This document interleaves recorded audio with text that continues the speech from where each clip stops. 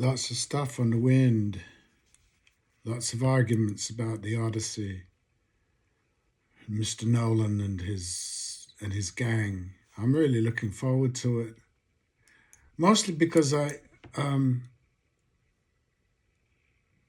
it's almost impossible to tell that story,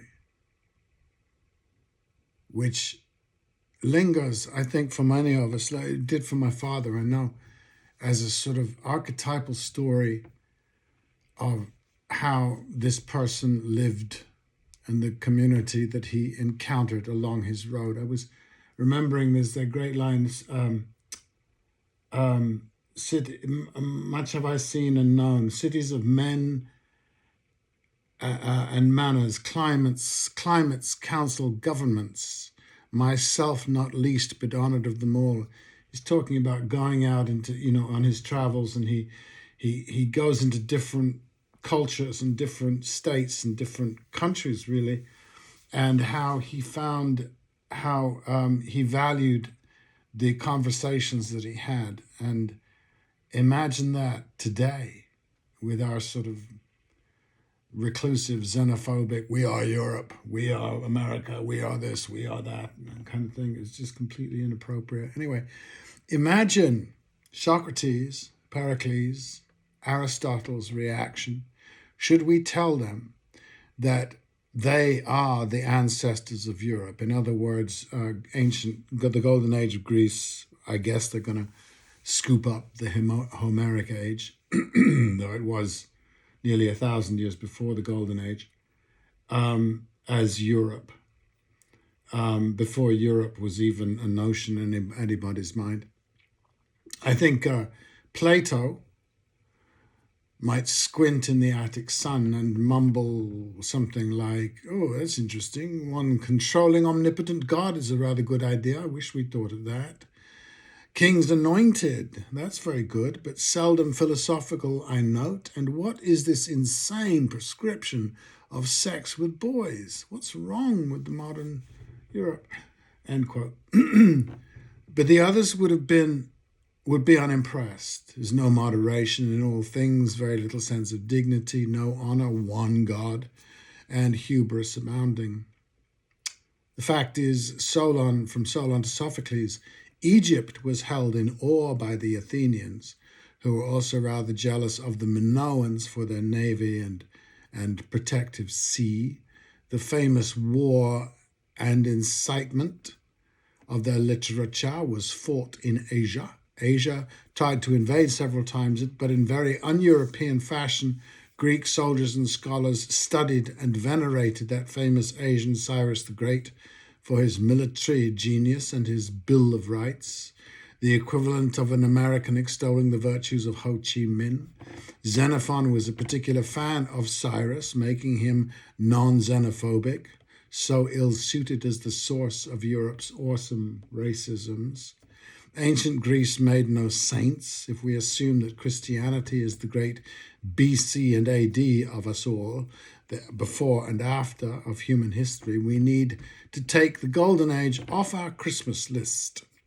If horny, seductive Alexandros, or Paris, had been told Lupita Nyong'o was Helen, he'd not have batted an eyelid. Claiming famous ancestors is a penchant of Europe.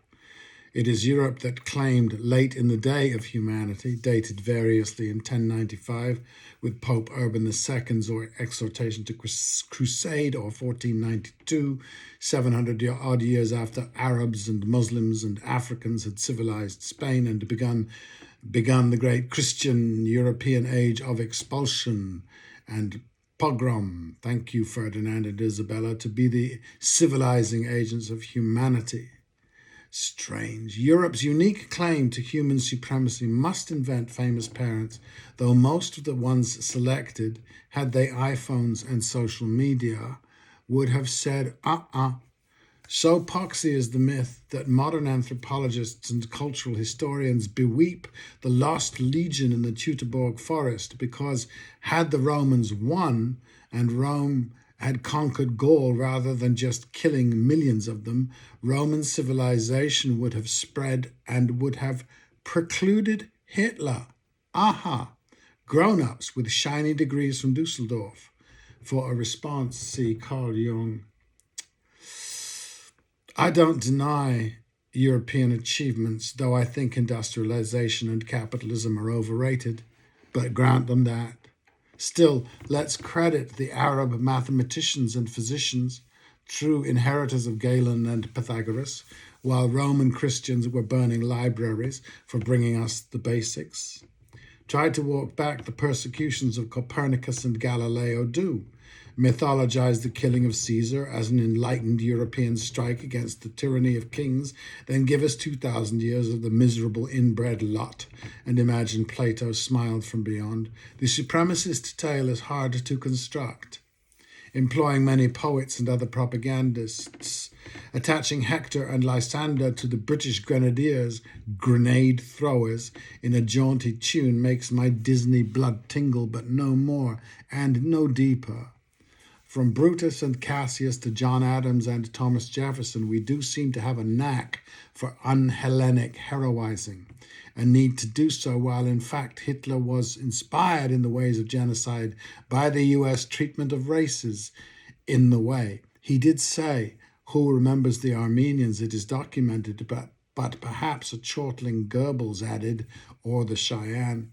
It is understandable, maybe with these historical facts more and more revealed, that an arrogant culture digs into its shared fictions to balance the scales of the virtues that are absent.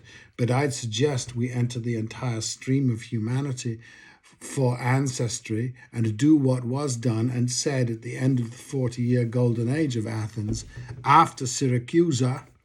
Oops, what hubris. Addendum. I'm hearing and reading a lot of enemies lists, enough to stimulate the Nazi in us all. Trump, obviously, but topping my list would be Rubio, as he represents an arrogant truth of the US. There is, I know, another truth, several, but this one clogs the path forward. This Rubio one of empire, ably aided by Stephen Miller, etc. But there is another list. Not of enemies, not useful, but unwittingly allies of Rubio and Miller. I don't have any names because they don't matter, but let's see.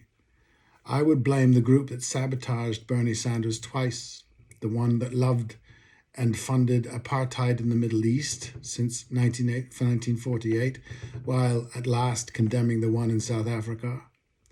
Then is agog when the apartheid leads to terrorism in response, whose own history of apartheid abuses could have been understood but is not, whose border policy thinking is not modified by the illegal European immigration on the two continents we call America, who want to win back a working class they never meet, but want to persuade, teach, and enlighten them as if they were children, and who have included in their enemies list anyway, which makes me wonder what form this persuading will take. The ones who think the original Monroe Doctrine was a benign policy to protect less powerful, less rich countries in the hemisphere, who did not lift the embargoes of Cuba, who condemn the billionaires who sat in Trump's pews in 2024, but were cool when they sat in Biden's pews in 2020, who do not acknowledge that the Second Amendment arms law enforcement who otherwise would not need lethal force on the hip.